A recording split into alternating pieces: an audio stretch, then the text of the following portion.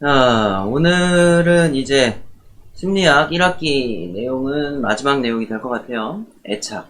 애착에 대해서 살펴보도록 하겠습니다. 참고로 내가 어떤 애착 관계를 형성하고 있는지, 내가 왜 애정 결핍인지, 혹은 누군가의 관계를 맺는 데 있어서 적극적인지 회피하는 경향을 갖고 있는지 그 원인에 대해서 알 수 있는 기회가 될 겁니다. 그럼 가보도록 하죠. 오늘 목차는 다음과 같습니다. 수업 목표는 애착의 형성 과정과 발달을 이해한다. 생각 열기, 애착이 도대체 뭘까? 그리고 내가 애착하는 것은 또 뭘까? 예전에 우리 친구들이 어렸을 때 뭐 애착 이불이라던가 애착 인형이 있을 수도 있고, 현재까지 안 버리고 가지고 있을 수도 있죠. 네. 그리고 이 애착과 집착의 차이는 또 뭘까? 라는 거. 자, 애착 형성도 사실 부모님과 뗄래야 뗄 수가 없습니다. 그래서 유아기 때 애착 형성을 하는 데 있어서 어떤 문제가 발생하는지, 어떻게 해야 되는지 관련 영상을 보고 이야기 나누도록 할게요. 만 3세 이전에 부모와 어떤 애착을 맺느냐가 그 아이의 평생을 좌우합니다. 부모와 안정적인 애착을 경험하지 못한 사람들은 과연 어떤 인생을 살게 될까요? 먼저 회피 애착 유형의 아이의 경우입니다.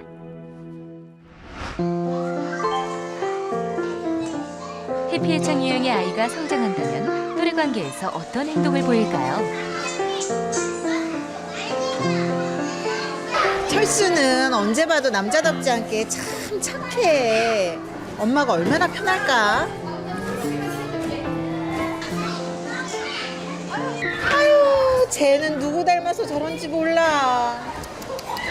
겉으로 보기에는 얌전하고 모든 일에 수능적인 태도를 보이는 착한 아이로 보이는데요. 아니야, 난 책 보는 게 더 좋아. 아이는 친구에게 마음을 주지 않아 점점 외로워집니다. 부모로부터 늘 무시를 당했기 때문에 타인에게도 별 기대감이 없고 남을 위해 뭔가를 해주어야겠다는 욕구 또한 없는 아이로 자라게 됩니다. 저항 애착 유형의 아이는 또래 관계에서 어떤 반응을 보일까요? 미안. 나 일부러 그런 거지.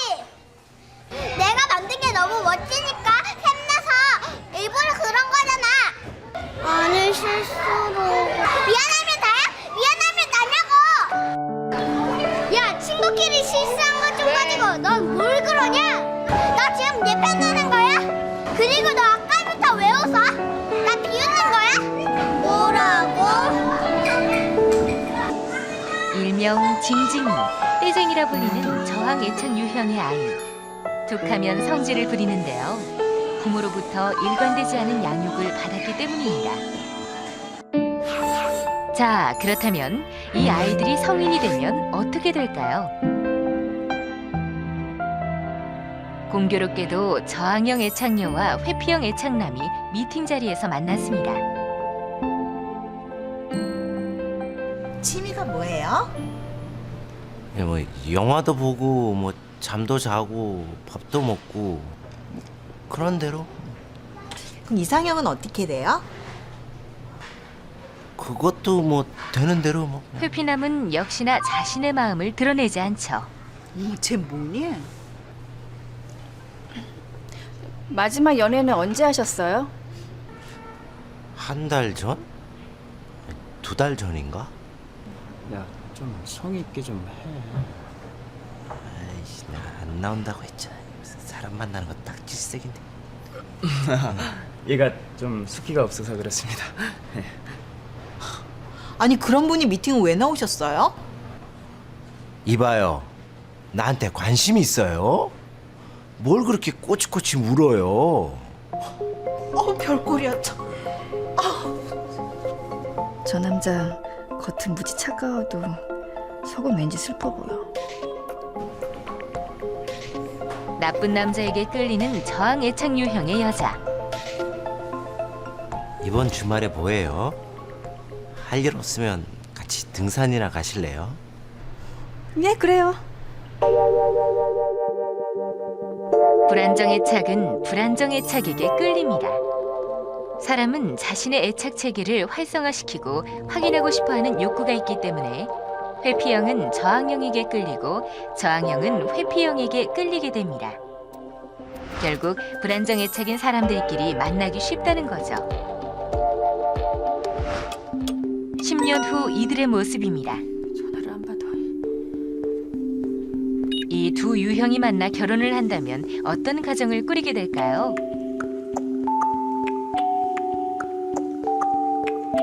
불안하고 초조한 마음으로 남편을 구속하는 아내.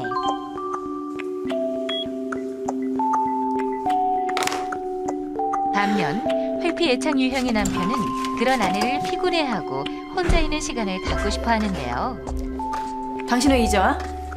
회식이라고 했잖아. 그 10시면 엄청 빨리 온 거야. 근데 전화는 왜 안 받아? 안 받아도 뻔하지. 뭐 맨날 그놈의 사랑 타령 문자만 40개? 너도 참 대단하다. 어떻게 그런 말을 해? 당신 날 사랑하지 않는구나. 나 좀 피곤하거든? 오늘 얘기 좀 해. 나 진짜 요즘 회사에서 정말 피곤해.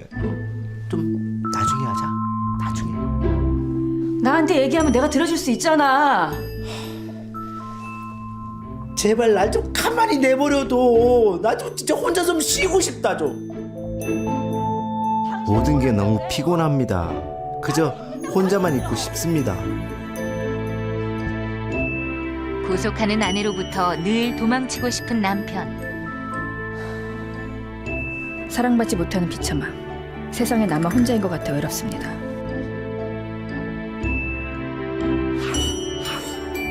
도망자와 추격자, 쫓는 자와 쫓기는 자로 따로 또 같이 불행하게 사는 이들.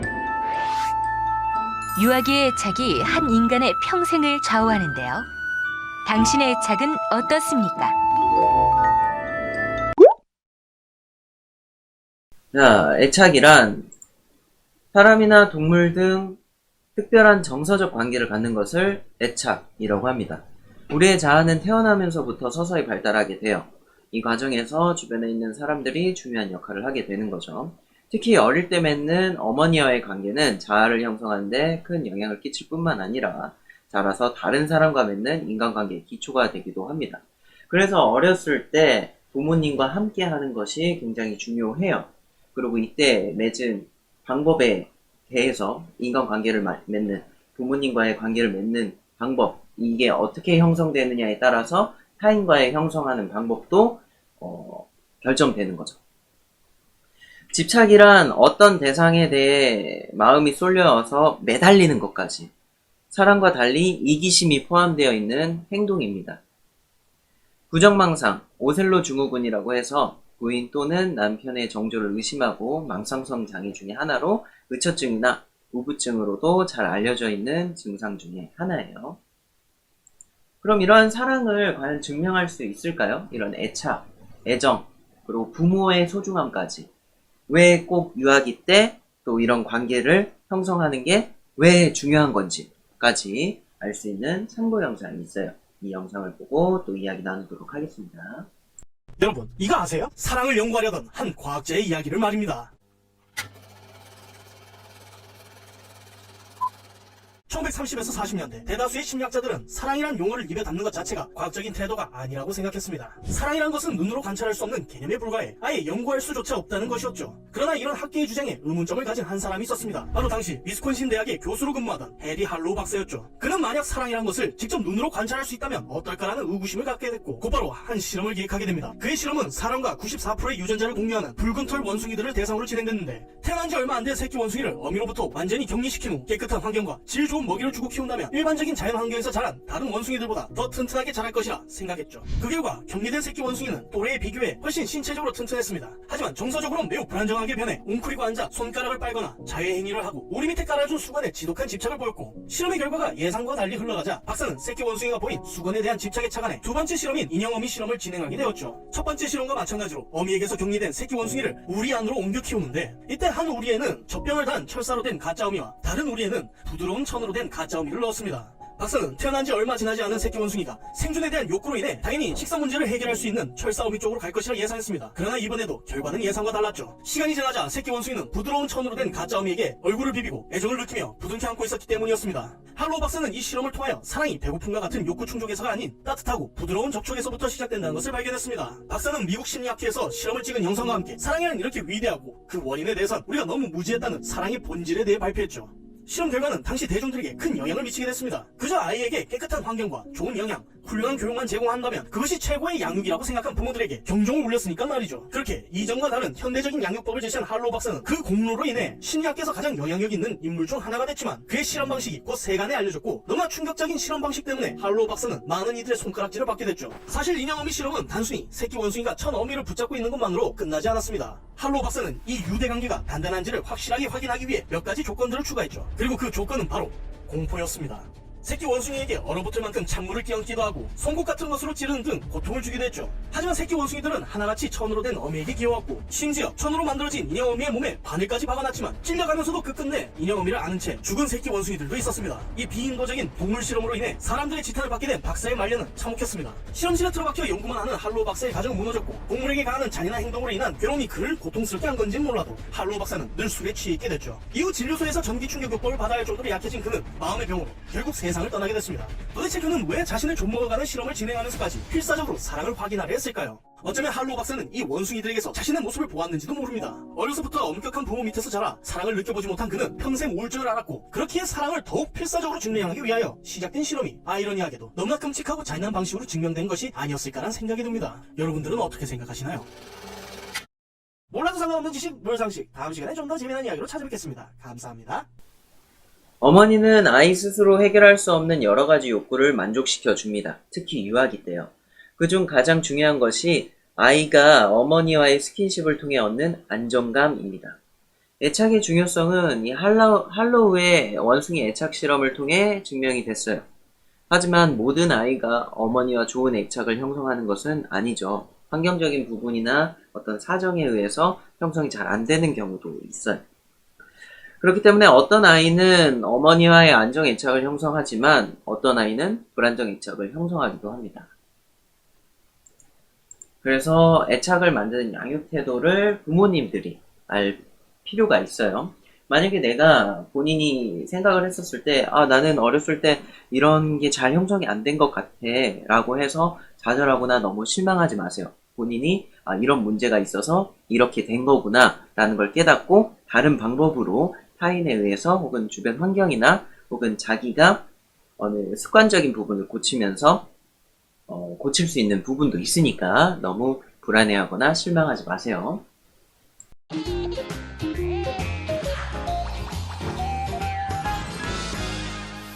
안정 애착과 불안정 애착은 어떤 양육 태도에서 결정되나요?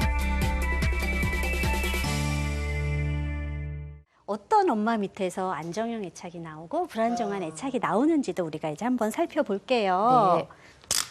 따뜻하고 일관. 그렇죠. 우리가 항상 얘기하는 것처럼 따뜻하고 따뜻함이 전달이 되고 일관성 있게 하면 아이가 신뢰감을 얻게 된다라는 거예요. 당연한 얘기네요. 예. 그럼 회피형은 어떻길래 애들이 자기 엄마를 피할까? 울어도 별로 반응이 별로 없어요. 애가 이렇게 보채고 그래도 그냥 그런가 보다 하고, 또 무시 무반응도 있는데 모두 맞냐면 되게 무서운, 막 툭하면 이제 화를 버럭 내면 아이가 피해 다녀야 되잖아요. 그렇죠. 또 과잉보, 엄청난 과잉보일 경우에도 아이가 아우 지겨워 하면서 피하게 되는 회피형이 나올 수가 있어요. 근데 양가 저항형은 그럼 어떤 엄마들한테서 나타날 수 있나? 네. 이 엄마들이 마음이 따뜻해요. 그래요? 예, 따뜻한데 뭐가 있냐면은 일관성이 없어요. 그러니까 자기 무슨 어떤 거 할 때는 정신이 없어서 애를 잘 안 돌보다가 또 기분 좋고 애가 너무 이쁠 때는 아까워 예뻐해주고 오락가락해서 일관성이 없어요. 그래서 양가조항형 애착 아이들이 부모한테 그토록 매달리는 이유는 저 사람이 좋은 점이 분명히 있거든요. 그런데 좀 정신이 없어서 내가 보채지 않으면 먼저 잘 안 해주니까 이렇게 옆에 달라붙어서 나 좀 봐줘라라고 흔드는 경우예요. 이거는 엄마 자신이 해결되지 않는 갈등이 너무 많으세요. 부모의 이혼으로 어린 시절 양육을 못 받았다거나 아니면은 이렇게 조실 부모한 스타일 어떤 병 때문에 부모의 돌봄을 못 받았거나 아니면 어떤 트라우마가 있을 경우에 그러니까 정말 잘해주다가도 우리가 이런 큰 사건이 있으면 어느 날 이렇게 멍해지고 거기에 심취해지게 되다가 누가 그때 건드리면 버럭 화를 내게 되잖아요. 그래서 이 아이들은 엄마가 잘해주다가 어느 순간에는 버럭 화를 내기 때문에 가까이 가려다가 엄마를 보면 엄마가 갑자기 버럭 화내면 어떡하지 하고 이렇게 뒤돌아서게 되는 패턴을 보인다라는 거죠. 그래서 예우로는 가장 안 좋은 예우를 보이는 게 바로 빈타입니다.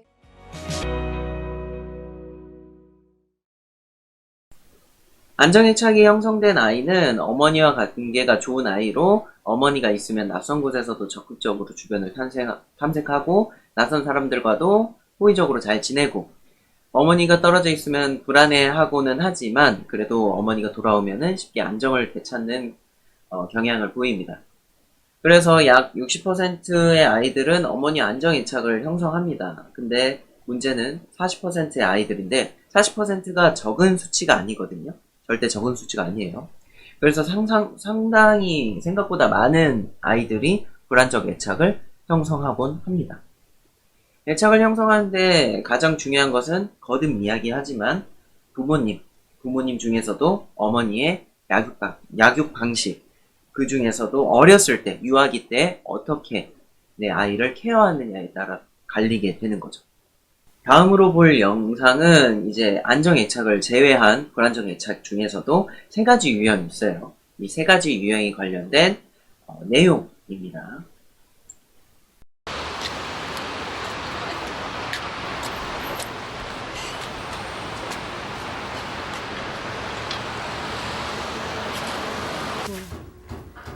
재밌다 이거예요. 그래서 엄마한테 가서 다시 한번 확인받고. 아기의 신호에 대해 민감하게 반응하지 못하면 아기는 불안정 애착을 형성하게 된다.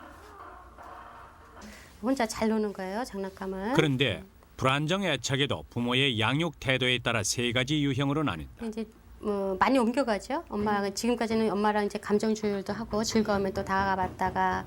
솔직히 이제 집안일 이게 우선이고 제 일이 우선이고 나중에 아이를 이제 뭐 놀아줘야겠다 그런 생각을 많이 했거든요. 엄마가 아기의 요구에 대해 지속적으로 반응하지 못한 경우다.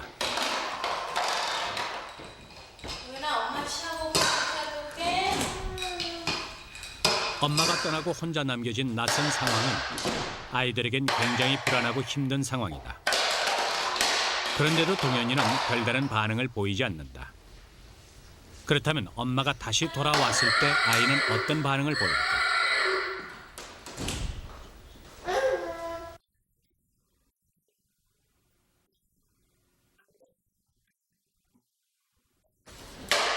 불안함이 고조돼 엄마를 찾을 수밖에 없는 상황임에도 동현이는 엄마가 들어오는 걸 보고도 무시하듯 회피한다.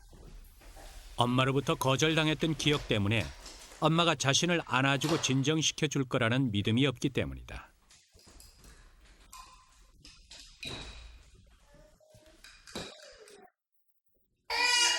이와 다른 경우도 있다.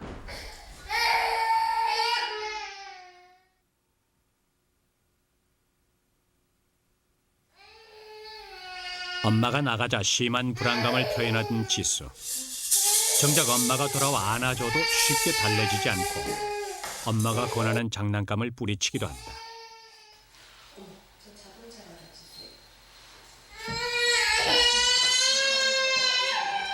아이가 울면 어떤 때는 반응하고 어떤 때는 무시하는 식으로 일관되지 않은 양육을 할 때 이런 행동을 보인다. 아기는 부모가 항상 반응해 줄 것이라는 확신이 없기 때문에 불안하고 화가 나면 과장된 애착 행동으로 의사 표현을 하게 된다. 그러니까 저는 솔직한 얘기로 이제 제 기분에 맞춰서 제가 막 기분 좋을 때는 애 이거 해달라 저거 해달라 요거 다 따라주고 하지만 조금 제가 이렇게 다운돼 있을 때는 아우 너 혼자 놀아 뭐 그럴 때도 있고 아우 하지마 엄마 힘들어 뭐 그렇게 애한테 제 감정을 이입시키는 경우가 좀 있었거든요. 저항형과 회피형은 또래 관계에도 영향을 준다. 회피형의 경우 자기 감정을 위로받아 본 경험이 없어서 자기 표현을 억제하고 혼자서 조절하려고 한다. 당연히 또래 집단들과 어울리기보다는 혼자 노는 경우가 많다. 반대로 저항형의 경우엔 부모의 태도가 일관성이 없기 때문에 상대방의 반응을 예측할 수 없어서 분노를 과장되게 표현한다. 또래 관계에서도 쉽게 화를 내거나 공격성을 보인다.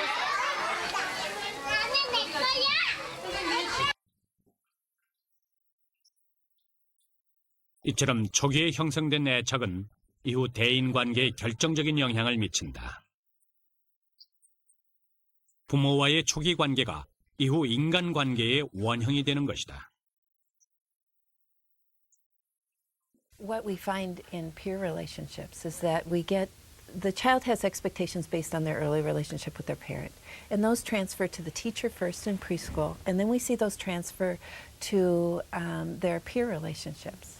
A sign of the dysfunction that really started very early in the foundations of that early attachment relationship that now is being played out in their peer relationships and really damaging how they're able to go about making friends with kids in school. 이런 부분이에요. 지금 염려가 되는 부분이에요, 용석이가. 불안정 애착 가운데 가장 염려스러운 유형은 혼란된 애착인데 또래 관계에 있어 적대적이고 전반적으로 사회성이 떨어질 수 있다. 혼란된 애착 유형은 부모가 경제적으로 어렵다든지 스트레스나 우울증 등의 상황에 처해 있을 때 많이 나타난다. 그저 그냥 우유나 주고 이제 그런 정도로 그러니까 이유식도 제대로 좀 못 챙겨주고 좀 하다못해 먹는 것도 좀 제대로 못 챙겨줬으니까 다른 건 더 못했죠.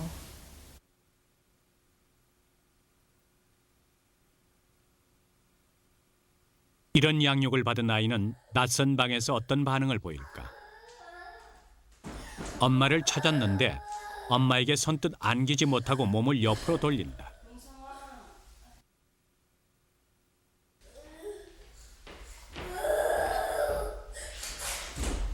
혼란된 애착 유형 아이들은 울면서 엄마로부터 뒷걸음질 치거나 또는 팔다리를 뻗은 채 꼼짝 않고 바닥에 엎드려 있는 반응을 보이기도 한다.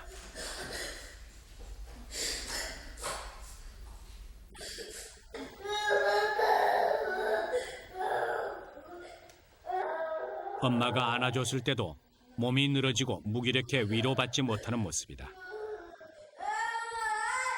엄마가 과연 위로의 대상인지 혹은 또 다른 불안의 대상인지 판단을 못하는 것이다. 이럴 때 어떻게 해야 될지 굉장히 혼란스러워하고, 그러니까 전체적으로 어떻게 행동해야 될지에 대한 어떤 자기 어떤 기준을 세울 수 없는 아주 극심한 혼란 상태라고 보시면 됩니다. 그래서 실은 두렵고 혼란되고 부모한테 이걸 다가가야지 엄마가 나를 반겨줄지, 아니면 내가 그냥 가만히 있는 것이 엄마하고 좋은 관계 유지해야 되는 건지, 이런 거에 대해서 아주 심한 혼란 상태에 빠져 있다라고 보면 됩니다. 불안정 애착을 형성한 아이는 어머니와 관계가 좋지 않습니다. 그 중에서 회피 애착을 형성하면은 어머니와 떨어져 있어도 별로 힘들어하지 않고 회피하거나 무시하고, 그리고 오히려 낯선 사람과 다소 사교적인 반응을 보이기도 합니다. 근데 진짜 안타까운 것은 이게 어머니들이 잘못했다는 게 아니라 어머니들이 몰라서 그런 거예요. 놀랍게도 준비한 영상 외에 충격을 받은 영상 중에 하나는 어머니들이 이 회피 애착을 갖고 있는 애들을 긍정적으로 봤어요. 왜? 내가 그렇게 신경을 안 써도 이 친구들은 알아서 잘 하는구나 라고 생각을 한 거예요. 그래서 되게 오히려 막 부러워하는 경우도 있었거든요. 그리고 다른 사람들과 오히려 사교적인 모습을 보이니까 아, 얘가 바르게 성장하고 있구나, 다른 사람들과 더 친하게 지내고 있구나 라고 오해를 했다는 경우가 보여진 거예요. 그래서 쌤은 그걸 봤었을 때 너무 충격을 받았습니다. 그래서 회피 애착을 긍정적으로 생각하는 어머니도 있다라는 게, 그러니까 모르니까 이게 회피 애착인지 모르고 그렇게 판단을 했다는 거예요. 그래서 그런 것들을 좀 경계할 필요가 있다는 거예요. 또 저항애착이란 게 있는데, 저항애착이 형성되면은 어머니에게서 낯선 사람을 경계하고 분리불안을 느끼고, 심지어 어머니가 돌아와서 위로를 해줘도 쉽게 그 위로를 받아들이지 못해요. 왜? 어머니 자체를 저항하는 사람으로 본 거예요. 낯선 사람으로 인지를 했다는 겁니다. 그런 문제점이 있다는 거. 혼란애착을 형성하면은 낯선 상황에서 스트레스를 가장 심하게 받고 어머니와 떨어져 있다가 다시 나타나도 혼란스러워하고 멍하고 얼어붙은 것처럼 행동을 합니다. 왜? 이 사람이, 우리 엄마가 이럴 때 어떨 때는 잘해주고 어떨 때는 잘 못해줘. 그러니까 혼란을 겪게 되는 거예요. 언제는 좋은 사람인데 언제는 나쁜 사람이고, 지금은 좋은 사람인가 나쁜 사람인가 그걸 모른다는 거죠. 그래서 이 애착 형성에 따라서 아이의 태도가 달라지게 됩니다. 안정애착을 형성한 아이의 어머니는 즉각적이고 적절하게 반응하고 긍정적인 정서와 애정 표현, 아이의 반응에 맞는 상호작용을 합니다.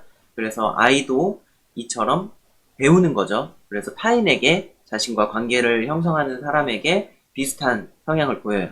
반면 회피애착을 형성한 아이의 어머니는 자기중심이거나 거의 반응하지 않거나 거절을 하는 경우가 있었고, 아이도 그걸 답습합니다. 저항애착을 형성한 아이의 어머니는 아이의 요구보다 자신의 기분에 따라 반응을 하고요. 혼란애착을 형성한 아이의 어머니는 아이를 거의 돌보지 않거나 못 돌보는 경향이 있었습니다. 그래서 양육 방식이 그만큼 중요하다는 거예요. 애착은 아이의 성장 과정에서 사회성 발달에 영향을 미칩니다. 안정애착을 형성한 아이는 호기심이 많고 배우려는 열의가 가득하며 또래들의 욕구와 감정에 민감해서 다른 아이들을 좋아하고 리더의 역할을 하기도 합니다. 불안정애착을 형성했던 아이는 호기심이 없고 배우는 데에 대한 흥미도 떨어지고 사회성이나 정서가 많이 위축되어 있었고 다른 아이들과 쉽게 어울리지 못하는 경향이 있었어요. 이런 차이는 청소년 때 성인 돼서까지도 지속되곤 합니다. 왜? 내가 이런 애착 형성을 갖고 있었고 이런 것을 본인 스스로가 몰랐기 때문에, 인지하지 못하기 때문에, 그래서 개선의 의지도 없는 거예요. 그래서 나도 모르게 그렇게 쭉 자라오게 된 거죠. 그럼 이런 애착이 부족한 아이에게 어떤 것을 해줘야 되느냐, 어떻게 하면 고칠 수 있는가, 그런 솔루션을 제시하기도 했어요. 포옹하기. 포옹은 단순히 껴안는 행위를 넘어서 치유에 가하기며 예술이다. 캐서린 키팅이라는 사람이 이런 얘기를 했습니다. 1일에 4번 3초 법칙. 아침 나가기 전, 돌아와서 잠자기 전 3초 이상 해줘야 된다는 거고, 칭찬과 함께 포옹을 해주는 거, 그리고 이야기를 나누면서 포옹을 요구할 수도 있다는 겁니다. 보통 어른이 아이에게 포옹을 해준다고 생각을 하는데, 아이도 어른을 포옹을 해줄 수가 있어요. 그러니까 내가 어른이라고 포옹을 해줘야 된다라고만 생각하는 게 아니라, 내가 이런 일로 힘든데 엄마 혹은 아빠 포옹해줄 수 있어? 하면서 요청할 수도 있어야 된다는 거예요. 그래서 이 포옹하는 거는 서로 상호 간에 치유 효과가 있다는 겁니다. 그리고 아이와 같이 목욕을 하거나 아이와 마사지를 해주면서 스킨십을 늘려가고 접촉하는 횟수를 늘려가는 것이 도움이 많이 된다라는 거예요. 또 애착에 관련된 내적 작동 모델에 대해서도 살펴볼 건데요. 아이의 요구에 민감하고 적절하게 반응해주면 아이는 자기 자신을 긍정적으로 생각하게 됩니다. 그런데 아이의 요구를 무시하거나 적절하게 반응하면은 아이의 요구를 무시하거나 부적절하게 반응하면 아이는 자신을 부정적으로 생각하게 되는 거죠. 또한 아이는 동시에 타인에 대한 평가도 하게 됩니다.